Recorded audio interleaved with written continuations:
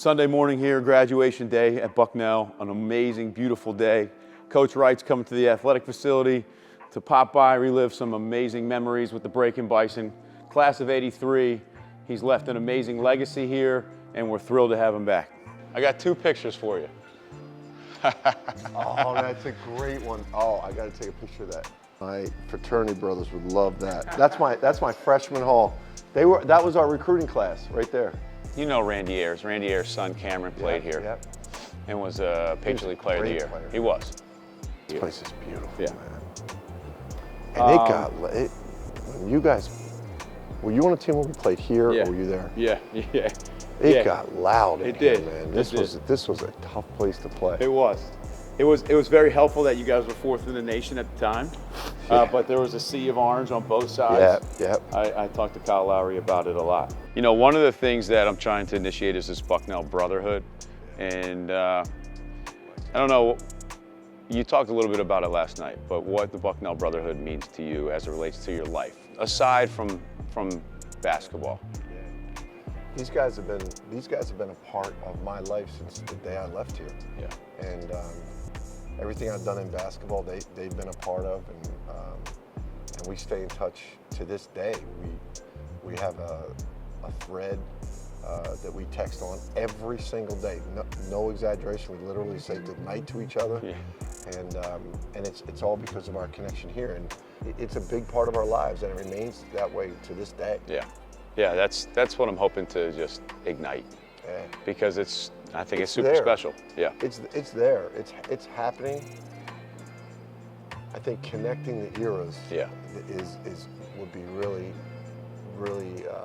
impactful, because you have in each era the guys stay connected. Yeah. And then if you can get them together, that brings it to another level. And just look at the history here, man. Yeah, it is. And like last night, you guys talked about the competitiveness of your practices. Was that something that was something you brought to the table, or something you learned when you were here, and something that stood out to you? I definitely learned it here, going against Pat Flannery. Yeah. I really did. When I was a freshman, he was a senior, we literally would get in fights in practice. That's and awesome. As a young freshman, I couldn't understand why he, as a senior, was just like continually beating me down.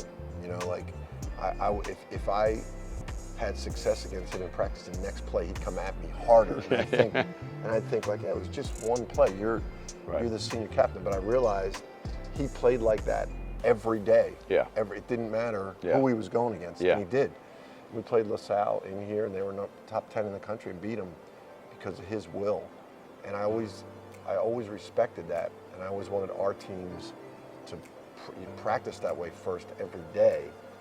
It's a habit. We had a saying, we create habits that will make us successful in the most difficult situations. So if that's your habit every day, when you get into a difficult situation or when pressure's on you, you're going to resort to your habits. Yeah. And if that's what you do every day, you're going to do that in tough situations. Yeah. And that was a big part of our program at Villanova. I think your teams, I remember playing against your teams, and there was one of them that came into our place and almost beat us. We did, my senior year. At our place. Well, there was a couple, yeah. And a lot of times when you would play against teams like that at home for Villanova, at some point they would crack. Yeah. They just didn't want to compete that long. Your teams did. Yeah. They really did. And that was what we respected. I think I came in the locker room and told you guys that. You did. And you know those teams are going to be good because they're going to be in situations like that in other parts of the year. Yeah. And they're never going to crack. And the other team will.